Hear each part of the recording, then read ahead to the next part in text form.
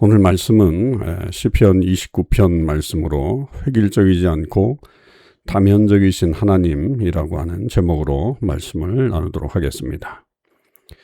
누군가가 어떤 주제로 어떤 이야기를 하는지를 보면 그 사람의 열정과 관심이 어디에 있는지 알 수가 있겠죠. 내향적이거나 극도로 수줍음이 많은 사람이라도 어떤 자기가 관심이 있는 주제가 있다면 그에 대해서 흥분하고 또 어떨 때는 열정적으로 아주 자세하게 그렇게 이야기를 할 때가 있습니다. 예를 들어 우리 중 많은 분들이 직장 생활이나 학교에서 일어나는 일 혹은 스포츠, 패션, 또 비디오 게임과 같은 개인적인 관심사에 대해 이야기하는데 아무런 거리낌이 없습니다. 하지만 하나님에 대해 이야기할 때면 유독 말이 없어지곤 하죠. 교회에서 발견하는 것 중에 한 가지는 우리가 하나님에 대해 그토록 열정적이거나 자세하고 구체적으로 이야기하지 않는다는 점입니다. 우리가 하나님에 대해서 이야기할 때가 되면 대개 하나님은 사랑이시다, 전능하시다, 선하시다, 이 정도 좀 추상적인 표현에 그치는 경우가 많습니다.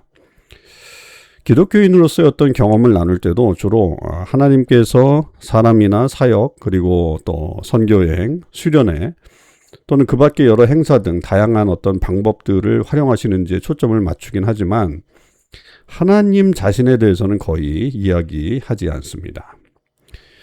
그러면 이런 의문들이 생기게 되겠죠. 비록 우리가 기독교인이고 평생 교회에 다니고 있을지라도 왜 하나님이 우리의 이 가장 큰 관심사가 되지 못할까라고 하는 것입니다. 왜 우리는 다른 주제나 하나님과 관련된 것들에 대해서는 거리낌 없이 쉽게 이야기하면서도 하나님 자신에 대해서는 이야기하는 것을 굉장히 어색해할까라고 하는 거죠.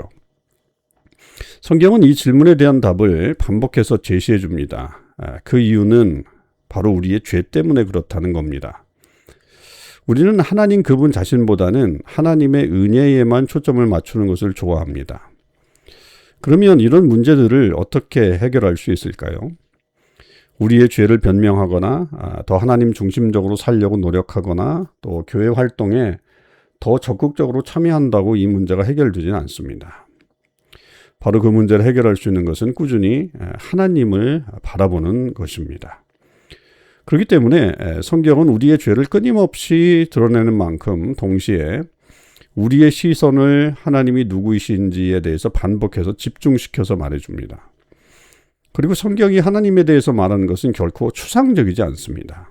단순히 하나님이 사랑이 많으시다거나 전능하시다거나 선하시다라고 하는 그런 설명을 해주지 않습니다. 오히려 성경은 하나님의 매우 구체적이고 다면적인 속성들을 드러내줍니다.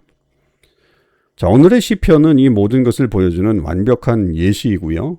각 구절마다 하나님의 다른 모습을 우리에게 보여줍니다. 먼저 이 시편을 읽어본 다음에 그 의미와 또 이것이 우리 일상생활에 어떤 영향을 주는지를 설명하도록 하겠습니다. 하지만 이 시편을 읽기 전에 이 시편에서 아주 중요한 게 하나 있는데 그것은 바로 이 시편의 구조를 파악하는 것입니다. 시편은 시죠. 대다수가 노래라고 하는 점을 우리가 꼭 기억해야 합니다. 따라서 어떤 다른 시나 노래와 마찬가지로 그 구조가 어떻게 되어 있는지를 아는 것은 매우 유익합니다. 예를 들어서 일반적으로 노래 후렴구가 핵심을 담고 있을 때가 있죠. 그러니까 이 시편을 읽으실 때 이 시편은 기본적으로 네 부분으로 구성되어 있고 이 모든 부분이 하나님의 서로 다른 모습을 보여준다는 점을 염두에 두시길 바랍니다. 첫째는 시편 29편 1절에 하나님의 성품에 대한 거고요. 두 번째는 2절에 나오는 하나님의 약속에 대한 말씀이 나오고요.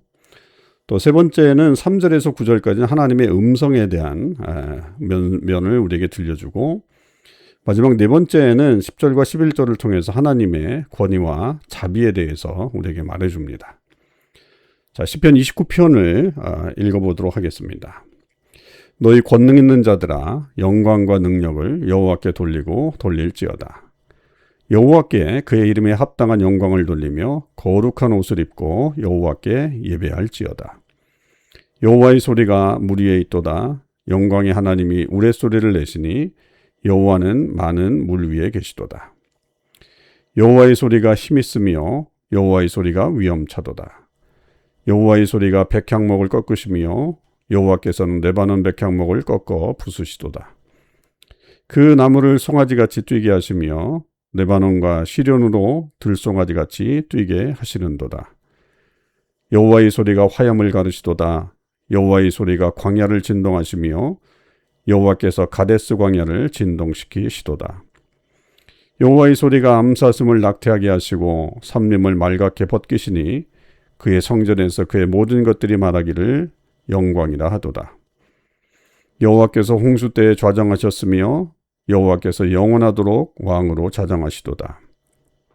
여호와께서 자기 백성에게 힘을 주시며 여호와께서 자기 백성에게 평강의 복을 주시리로다. 아멘.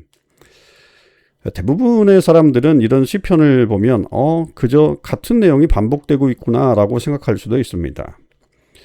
하지만 이 11절 전체에는 일정한 어떤 진행 방식이 있습니다. 마치 우리가 어떤 노래를 처음 들을 때 그 노래의 구조나 흐름을 파악하기 어려울 수 있는 것과 매우 유사합니다. 말씀드렸듯이 이 첫 번째 부분은 1절에서 볼 수 있듯이 하나님의 성품에 대한 내용입니다. 너희 권능 있는 자들아 영광과 능력을 여호와께 돌리고 돌릴지어다.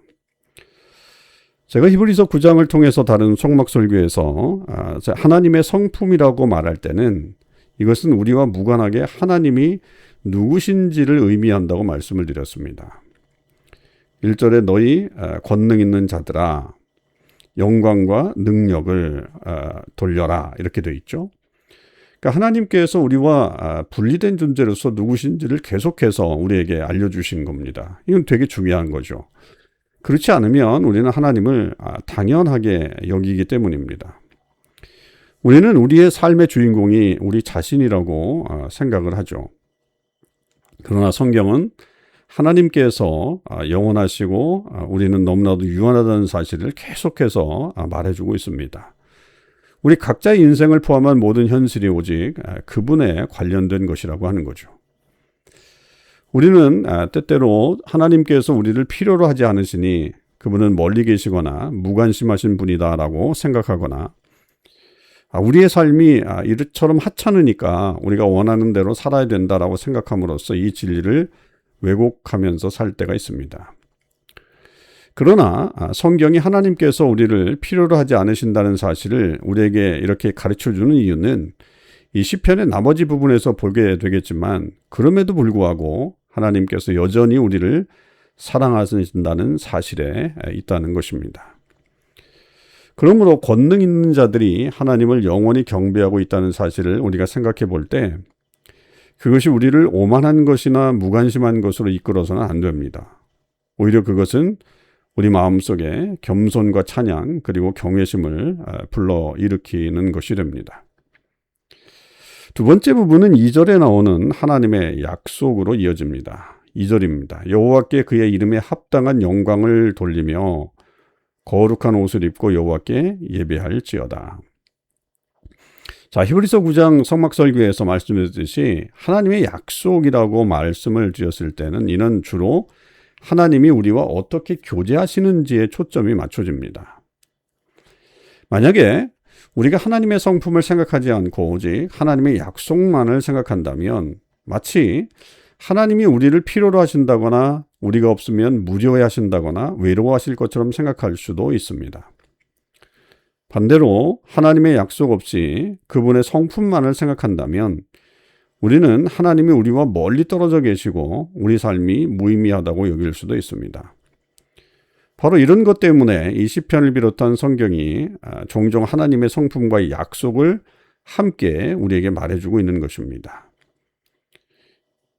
여호와께 그의 이름에 합당한 영광을 돌려라. 이렇게 얘기하고 있죠. 이것이 우리가 주목해야 될 바로 그 점입니다. 하나님께서 자신의 이름을 언급하실 때는 그것은 그분의 명성이나 위상을 말씀하고 계십니다. 그분의 이 명성에는 여러 가지 요소가 있겠죠. 하지만 대개 그분의 명성과 이름은 하나님의 신실하심을 나타낼 때 사용됩니다. 하나님께서는 약속과 언약을 이스라엘 백성과 맺으시고 백성의 죄에도 불구하고 그 약속과 언약을 성취해 주심으로써 백성들에게 계속적으로 신실하심을 보여주시죠. 그렇기 때문에 성경은 하나님께서 백성들에게 신실하신 분임을 수없이 드러내며 이에 따라 백성들은 하나님께 영광을 돌리도록 부름을 받게 됩니다. 마찬가지로 우리 중 많은 분들도 이렇게 다양한 방식으로 하나님의 신실하심을 경험해 왔습니다. 이것이 바로 우리가 교회에 나오고 그분을 영화롭게 하기 위해 삶을 살아가기를 소망하는 그런 이유 중에 하나죠.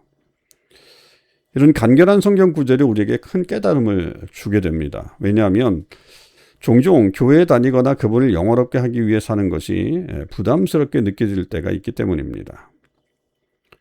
종종 우리가 우리 삶의 주인공이라고 생각하거나 경배하는 마음을 품는 것이 전적으로 우리에게 달려있다고 생각할 수 있기 때문입니다. 그러나 이 시편과 성경의 다른 부분들은 우리가 그분을 영화롭게 하는 것은 그분의 이름과 명성이 너무나 신뢰할 만하기 때문임을 가르쳐 줍니다. 즉, 그분은 과거에도 지극히 신뢰할 만한 분이셨고 현재도 우리가 신뢰할 수 있는 분이고 앞으로도 계속해서 신뢰할 수 있는 분이다라고 하는 것입니다. 그러므로 우리는 그분께 예배로 그분께 드려야 되고 결코 우리 안에서 그것이 비롯된 것이 아니라 항상 그분 안에서 비롯된 것임을 기억해야 합니다. 우리가 드리는 예배는 언제나 그분의 성품과 약속, 즉 그분이 누구신지에 대한 단순하고도 순수한 반응으로 나타나야 하는 것입니다. 하지만 이 구절은 문제가 있다는 것을 발견하게 됩니다. 말씀드렸듯이 우리는 죄인이기 때문이죠. 하나님께서는 의와 거룩함에서 완전하시니까 우리가 어떻게 그분의 임재 앞에 나아갈 수 있겠습니까? 2절에 그의 이름에 합당한 그리고 거룩한 옷을 입고 하나님 앞에 예배하라고 말씀하는 이유입니다. 자, 이 시편에서 우리는 거룩해야만 하나님께 나아갈 수 있다고 말합니다. 다윗이 이 시편을 기록할 때 그는 이스라엘이 보여온 무례하고 경건하지 못한 태도와 악행의 역사를 잘 알고 있었겠죠. 그리고 이제 고린도전서 10장에서 말씀드렸듯이 이스라엘은 우리에게 영적인 거울이라고 말씀드렸어요. 그렇기 때문에 우리 역시 우리 자신의 경건하지 못함과 악함을 되새깁니다. 그렇다면 우리는 어떻게 해야 하나님의 임재 앞에 나아갈 수 있을 만큼 거룩해질 수 있을까요? 이에 대한 답은 이 시편의 마지막 두 부분에 나와 있죠. 이 시편의 세 번째 부분은 가장 길게 나오고 있습니다. 이 부분은 하나님의 음성에 관한 것으로 3절과 9절까지 이어지고 총 11절 중에 7절에 해당할 만큼 깁니다. 성경은 창조 이야기가 나오는 창세기의 첫 구절부터 예수님의 재림이 약속되어 있는 요한계시록의 마지막 구절에 이르기까지 그리고 그 사이에 거의 모든 구절에서 이 하나님의 음성을 강조합니다. 성경이 하나님의 음성을 강조하는 몇 가지 이유는 그분의 권능과 권위 그리고 친밀함과 은혜를 모두 전달하기 위함입니다. 하지만 오늘 본문에서 이 구절들은 그분의 권능과 권위보다는 친밀함과 은혜를 더 강조하고 있습니다.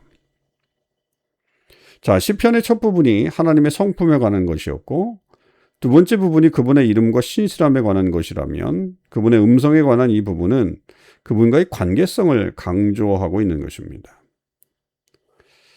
우리 하나님은 우리가 이해할 수 있는 방식으로 직접 우리에게 말씀하십니다. 그분은 진정으로 우리와 관계 맺기를 원하십니다. 이를 제대로 이해하기 위해서는 이 구절들마다 일종의 각기 작은 구조를 가지고 있다는 점을 알아야 합니다. 영어 예배나 AWI 세미나에 참여하셨던 분들은 이 키아스무스나 혹은 인클루시오라고 하는 이 단어를 아실 겁니다. 이게 무슨 뜻이냐면 기본적으로 이 말씀들이 핵심 요점을 파악할 수 있도록 말씀이 대칭적으로 조합을 이루고 있다라고 하는 것입니다. 그래서 대칭이라고 말할 수 있습니다. 그렇지 않으면 이 구절들이 불필요하게 반복되고 있다고 생각할 수 있어요. 그러면 핵심 요소를 놓치게 됩니다. 자, 이 구절들에는 4개의 조합이 있습니다. 그리고 이 구절들은 뒷부분에서 앞부분으로 다음과 같이 조화를 이루게 됩니다. 3절과 4절은 29장 9절 마지막 부분하고 연결이 되고요. 또 두 번째로 5절은 9장 9절 중반부와 연결이 되고요. 그리고 6절은 9절 첫 부분과 연관이 되고, 그리고 이제 핵심 구절인 7절과 8절이 중간 부분에 나와 있는 거죠. 그래서 이 네 개의 조합과 목록이 그 공통점이 되는 겁니다. 그래서 첫 번째 목록은 3절과 4절이 이제 9절 마지막 절과 연관되는 것은 창조주로서의 하나님의 영광과 능력과 위엄을 보여주는 거고요. 두 번째 이제 5절과 연결되어 있는 9절 중반절은 땅을 대하시는 하나님의 능력과 온유함에 대해서 설명해 줍니다. 그리고 이제 세 번째 6절과 9절 이제 전반부에 나와 있는 것은 동물을 대하시는 하나님의 온유함에 대해서 설명해 주고 있고요. 마지막 이 핵심 부의 내용이 7절과 8절에 하나님의 백성을 향한 인내와 변함없는 하나님의 사랑에 대한 부분을 말합니다. 따라서 창조주로서의 하나님의 역할에 대한 첫 번째 조합은 3절과 4절 그리고 9절 후반부와 같이 뒷부분의 구절들을 찾아볼 수가 있는 것입니다.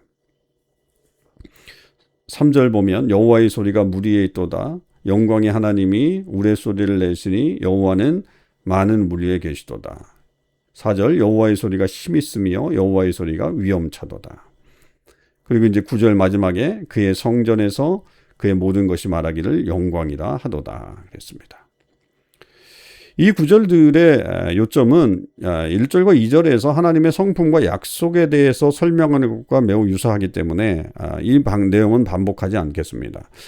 본질적으로 이 3절 전반부에 여호와의 소리가 물 위에 있도다 라고 하는 것은 우리가 알듯이 창세기 1, 2장에 나오는 하나님의 창조 사역을 가리키게 되죠. 따라서 4절에 기록된 대로 여호와의 소리가 힘있다, 위엄차도다라고 하는 사실을 표현하고 있는 것입니다. 그래서 이 부분의 마지막인 9절 후반부가 그의 성전에서 그의 모든 것이 말하기를 영광이라 하도다라고 그렇게 기록된 겁니다. 자, 하나님이 땅과 어떻게 상호작용하는지에 관해서 나타난 두 번째 조합도 비슷합니다. 5절에는 하나님의 소리가 너무나도 강력해서 레바논의 백향목조차 꺾을 수 있다고 기록되어 있습니다. 백향목은 오늘날도 그 내구성과 강도로 유명하죠. 하지만 내국성의 상징이라고 할지라도 하나님의 소리가 지닌 위력 앞에서는 속수무책입니다. 그래서 9절 중반부에서는 그분의 소리가 삼림을 맑게 벗기신다라고 그렇게 기록되어 있습니다. 9절에 삼림을 맑게 벗기시니 이렇죠. 세 번째 조합은 하나님께서 동물들과 어떻게 상호작용하시는지에 관한 것이 나오죠. 이 시편에서 새롭게 부각되는 하나님의 온유함을 보여주는 장면입니다.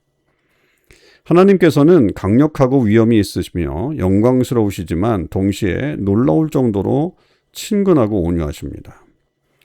그래서 6절에서는 힘과 부로 유명한 레바논 온 나라를 마치 송아지처럼 뛰놀게 하신다고 기록하고 있습니다. 6절 그 나무를 송아지같이 뛰게 하시며 레바논과 시련으로 들송아지같이 뛰게 하시도다. 자, 시련은 산입니다. 산임에도 불구하고 그는 그 산을 들송아지처럼 뛰놀게 합니다. 그러니까 한 나라와 산을 동물에 비유한 것이 바로 이 구절이 9절 전반부와 조합을 이루는 그런 이유가 됩니다. 9절 전반부에 여호와의 소리가 암사슴을 낙태하게 하시고 라고 되어 있죠. 하나님의 음성은 이 온 우주를 창조하신 것뿐만 아니라 사슴이 새끼를 낳을 수 있도록 하는 아주 미세한 세부적인 부분까지도 주관하고 계십니다. 그러므로 그분의 음성에 의해 유지되는 것은 단지 개별 국가나 개개의 산뿐만 아니라 개체의 동물들까지도 다 포함된다고 하는 것입니다. 7절 여호와의 소리가 화염을 가르시도다. 8절 여호와의 소리가 광야를 진동하시며 여호와께서 가데스 광야를 진동하시도다. 네 번째 조합이 바로 이 묘사의 주된 요점입니다. 핵심이기도 하죠. 하나님의 음성은 온 피조물과 땅 그리고 모든 짐승 위에 있을 뿐만 아니라 특히 그분의 백성 위에 있습니다. 타오르는 화염과 광야가 흔들리는 모습은 우리로 하여금 이스라엘 역사를 되새기게 합니다. 이스라엘이 이집트에서 탈출한 후에 하나님께서는 그분의 목소리가 너무나도 강력해서 불과 진동을 일으킬 정도로 이스라엘에게 말씀하셨습니다. 특히 이제 8절에 다윗은 심지어서 가데스 광야라는 매우 구체적인 장소까지 언급을 하죠. 여러분, 성경 전체를 통틀어서 가데스가 또 어디에 등장하는지 혹시 아시는 분이 계실까요? 이것은 바로 민수기 13장과 14장에 나옵니다. 모세가 정탐꾼을 보내서 약속의 땅 가나안을 정찰하게 하죠. 정탐꾼들은 보고를 하기 위해서 가데스로 돌아왔습니다. 그런데 그들은 하나님의 이름이나 명성을 신뢰하기는커녕 오히려 모세와 하나님을 원망하며 악의가 있다고 그렇게 비난했습니다. 민수기 14장 1절과 2절의 말씀 읽겠습니다. 온 회중이 소리를 높여 부르짖으며 백성이 밤새도록 통곡하였더라. 이스라엘 자손이 다 모세와 아론을 원망하며 온 회중이 그들에게 이르되 우리가 애굽 땅에서 죽었거나 이 광야에서 죽었으면 좋았을 것을. 3절 우리 처자가 사로잡히리니 애굽으로 돌아가는 것이 낫지 아니하랴. 이에 서로 말하되 우리가 한 지휘관을 세우고 애굽으로 돌아가자. 자, 그러면 이 모든 구체적인 내용들의 요점은 무엇입니까? 다윗이 이 시편을 기록할 때 그는 하나님이 누구신지에 지금 매우 주목하고 있잖아요. 그는 하나님의 성품에 대해 우리와 구별되신 그분이 영원 전부터 영원 후까지 권능 있는 자들에게 여전히 경배받고 계심을 기록했습니다. 하나님의 약속에 대해 그분의 이름이 얼마나 신뢰할 만한지, 그리고 우리가 거룩해져야만 비로소 그분의 임재 안으로 들어갈 수 있다는 것도 기록했습니다. 그는 만물을 창조하시고 모든 땅과 짐승들을 다스리시는 강력하면서도 친근한 하나님의 음성에 대해서도 기록을 했습니다. 이 모든 것을 종합해 보면 하나님의 백성들은 결국 그분의 음성에 귀를 기울이고 그분의 이름을 찬양하고 여호와께 영광을 돌릴 것이라고 생각할 것입니다. 근데 이 시편 중심부에 있는 이 7절과 8절에 가데스 광야에 대한 이 대목은 하나님의 성품과 약속에도 불구하고 우리가 감히 그분께 반역한다는 사실을 보여주고 있습니다. 우리는 그분의 음성에 귀를 기울이는 대신에 그분을 불의하다고 말합니다. 비난하죠. 그분을 신뢰하고 순종하는 대신에 우리는 다시 노예의 삶으로 돌아가기 위해 다른 지도자를 찾고 있습니다. 교회가 된 우리는 안타깝게도 하나님의 이 모든 축복을 당연시해 왔습니다. 하나님께 주신 이 축복들은 하나같이 뜻밖이고 우리가 받을 자격이 없는 것이고 놀라운 것입니다. 우리를 필요로 하지 않으신 하나님께서 왜 우리에게 말씀해 주시는 것일까요?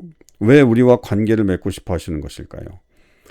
더욱 말도 안 되는 것은 우리가 이토록 죄가 많고 그분의 사랑을 거부함에도 불구하고 그분은 여전히 더 큰 은혜와 자비로 우리를 계속 찾아오신다는 사실입니까? 도대체 왜 그러시는 걸까요? 그러면 시편의 마지막 부분인 10절과 11절로 이제 이어지게 되는데 이 부분에서는 하나님의 권위와 자비에 초점이 맞춰져 있습니다. 10절 여호와께서 홍수 때에 좌정하시며 여호와께서 영원하도록 왕으로 좌정하시도다. 자, 일반적으로 성경에서 하나님이 좌정하신다고 그렇게 표현될 때는 그분의 심판이나 권위를 나타내는 말입니다. 따라서 이 홍수라고 하는 단어는 우리의 만연된 죄에 대해 하나님께서 심판을 내리셨던 노아의 방주를 기억하게 하죠. 바로 이 구절에서 하나님을 왕이라고 부르는 이유이기도 합니다. 이 고대 사회에서 왕의 주된 책임이 바로 정의를 구현하는 것이었습니다. 그러니 10절만 놓고 보면 우리 위에 심판의 보좌에 앉아 계신 하나님께서 우리 모두를 심판하실 것이다 라고 생각할 수 있습니다. 이 구절의 다음이자 마지막 절에서 다윗이 하나님께 대홍수 때처럼 악인들을 벌해달라고 간구할 것이라고 생각할 수도 있습니다. 그래서 이 시편은 주님께서 그 악한 백성들에게 진노를 내리시옵소서, 주님께서 그 백성을 공의로 심판하시옵소서, 이런 말로 끝맺어야 될 것 같습니다. 하지만 예상하지 못한 반전이 펼쳐집니다. 11절입니다. 여호와께서 자기 백성에게 힘을 주시며, 여호와께서 자기 백성에게 평강의 복을 주시리로다. 자, 하나님께서는 이 심판할 수 있는 권위를 사용하셔서 백성들을 정죄하시는 것이 아니라 힘과 복과 평강을 주십니다. 다른 많은 성경에서는 하나님께서 이 권위를 사용하셔서 백성들이 아닌 죄인들을 정죄하신다는 것이 분명히 나타나요. 그러면 그것과 지금 오늘 이 말씀의 차이점은 무엇일까요? 심판의 보좌에 앉아 계신 하나님께서 왜 자신의 백성에게 정죄와 진노하는 대신에 힘과 복과 평강을 베푸시는 것일까요? 그리고 2절에서 제기된 질문으로 돌아가서 사람들이 거룩함 가운데 하나님의 임재 앞으로 나아갈 수 있게 하는 것은 무엇일까요? 이 모든 질문에 대한 답은 오직 그리스도의 죽음과 부활에서만 찾을 수가 있습니다.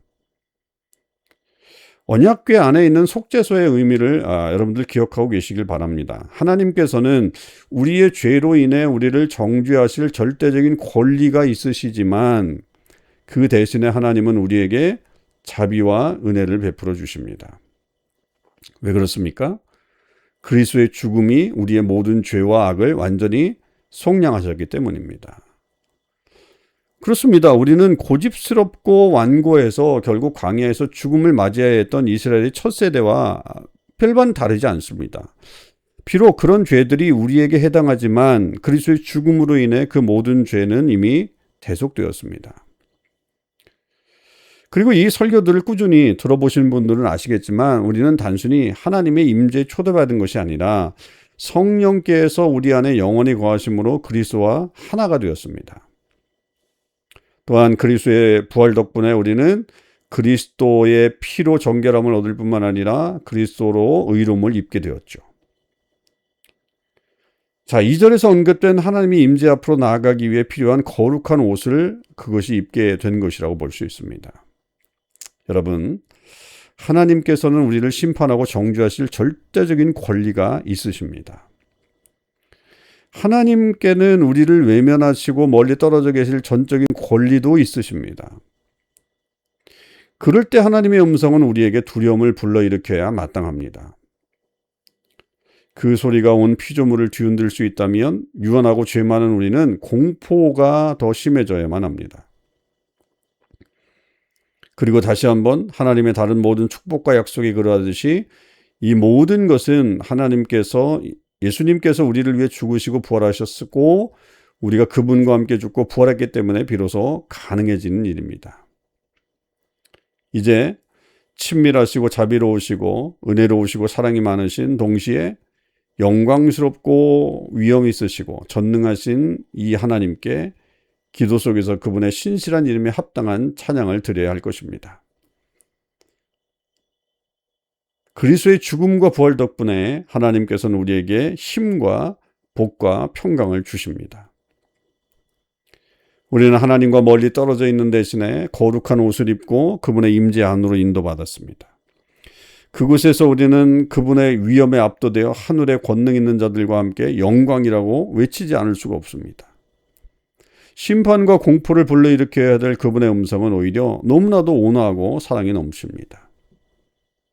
그분의 음성은 우리의 돌 같은 마음을 녹여주고 기쁨으로 가득 채워서 마치 송아지나 들송아지처럼 뛰놀고 춤추게 해줍니다. 그리고 다시 한번 하나님의 다른 모든 축복과 약속이 그러하듯이 이 모든 것은 예수님께서 우리를 위해 죽으시고 부활하셨고 우리가 그분과 함께 죽고 부활했기 때문에 비로소 가능한 일입니다. 이제 친밀하고 자비로우시고 은혜로우시고 사랑이 많으신 그 동시에 영광스럽고 위엄 있고 전능하신 이 하나님께 기도 속에서 그분의 신실한 이름에 합당한 찬양을 드리시기 바랍니다. 아멘.